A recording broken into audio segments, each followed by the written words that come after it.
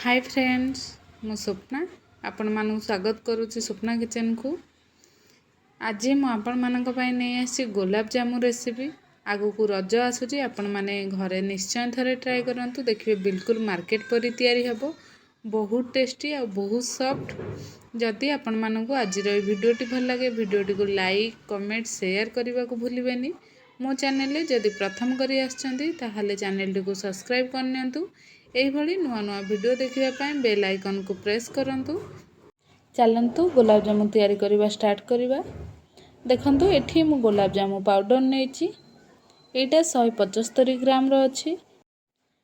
आपण मानंकु ए gulab jamun powder market रे 70 रु 75 टंका भितर मिले जिवो। आ एथिरे पाखा पाखी 30 टा गुलाब जामुन तैयारी हे जिवो। एबे आमे गोटे बड़ जागा नबा और सेथिरे पाउडर को दे दबा। प्रथमे आमे पाउडर को टिके हाथ रे भलो से मिक्स कर नबा, जहा द्वारा किछि भी जदि एथिरे टाणा जिनिष थाए ताहले हमकु जणा पड़ी जिवो। देखंतु एठी मु भलो से मिक्स कर नेछि।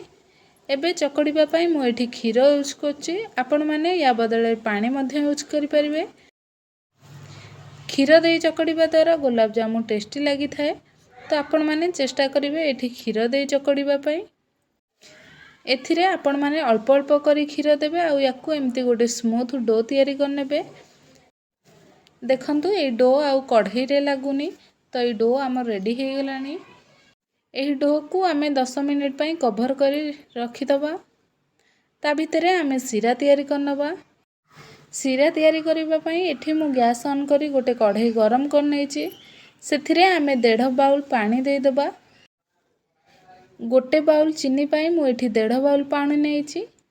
देखंतु एठी पानी हमर हल्का गरम हो गलानी। एबे आमे एथिरे चीनी दे दबा। चीनी को मेल्ट हवा पर्यंत याकू आमे एमती गोलेबा। आ गैस रो फ्लेम मु एठी प्रथम रु शेष पर्यंत हाई रे रखिछि। एठी मु गोटे पैकेट गुलाब जामुन पाउडर पाई 700 रु 800 ग्राम चीनी नेछि। आपण माने सेही भली भाबरे मेजरमेंट करी चीनी नेबे। आ जो जगह रे चीनी नेबे तार 1.5 गुणा पानी देबे। गुलाब जामुन सीरा हमर पतला रही थाए, तो सेथि पई आपण माने पानी एठी 1.5 गुणा यूज करिवे।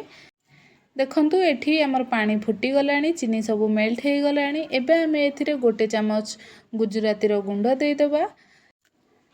आपण माने गुजराती रो गुंड को एठी स्किप करिवेनी। गुजराती रो गुंड सीरा रे दबा द्वारा सीरा बहुत टेस्टी लागि थाए और बास्ना भी बहुत भलो आसी थाए। एठी मु सीरा को हाई फ्लेम रे 8 रु 10 मिनिट पर्यंत फुटे नेछि। मु आपण मानकु सीरा चेक करी देखौछि। देखंतु एथिरे हल्का सा तार सृष्टि होछि, किंतु एटा बेसी अठा हेनी। ता माने एटा हमर गुलाब जामुन पई रेडी हो जाइछि। एबे आमे गैस रो फ्लेम ऑफ कर दबा। सीरा को आपण माने बेसी मोटा करिवेनी, नहले गुलाब जामुन सीरा को सोक करि परिबनी। देखंतु एठी 10 मिनिट हो जाइछि। डो को आमे आउ थरे 2 रु 3 मिनिट पई चकड़ी नबा। एबे आमे डो को हल्का सा रोल कर नबा आ याकू डिवाइडेड कर नबा। गोटे भाग को आमे कवर करी रखी दबा। आ गोटे भाग को आमे पूरा सरू रो रोल तैयारी कर नबा। आपण माने डो को एकाथरके रोल करिवेनी, एमिति अल्प अल्प करी करिवे। एकाथरके आपण माने जेतिकी गुलाब जामुन छाणी परिबे, तो एठी सेतिकी डो नेबे। आ डो को एमती पूरा सरू रो गोटे रोल तैयारी कर नेबे। तापरे याकू आपण माने छोटो छोटो पीस रे काटी नेबे। गोटे पीस को आपण माने 10 रु 15 ग्राम पर्यंत रखिबे, जहा द्वारा गुलाब जामुन हमर बिल्कुल परफेक्ट हबो। देखंतु एई भली छोटो छोटो भाबरे काटी नेबे। काहेकि ना गुलाब जामुन छाणीला परे आ सीरा रे पकेइकी रखिला परे यार साइज डबल हो जाय थाए। एठी मु गोटे गिना रे पानी नेइछि। अल्प टिके पानी प्रथमे आमे हाथ रे लगै नबा। तापरे आमे एथरू गोटे डो नबा और डोल को हल्का हाथ रे प्रेस करी एथिरे गोटे बॉल तैयारी कर नबा। आपण माने बॉल को पूरा एमती चिकन करी करिवे। एथिरे कोनोसी भी दाग रहिबनी, जेमिति नहले एटा छाणीला बेले फाटी जाय थाए। मु आपण मानकु आ गोटे बॉल तैयारी करी देखौछि। गुलाब जामुन सबुठारु इम्पोर्टेंट पार्ट होचे एटा कि गुलाब जामुन को आपण माने एही भली भाबरे बिल्कुल चिकन करिकी बॉल करिवे, नहले एटा फाटी जिवो। अवश्य टेस्ट रे किछि फरक आसबनी, किंतु गुलाब जामुन देखिबा पई भलो लागिबनी। देखंतु एकाथरके मु एतिकी गुलाब जामुन तैयारी करनेछि। एबे आमे नेक्स्ट प्रोसेस को जिबा। देखंतु एठी मु लो फ्लेम रे तेल गरम करनेछि। एबे आमे एथिरे गुलाब जामुन को देई दबा।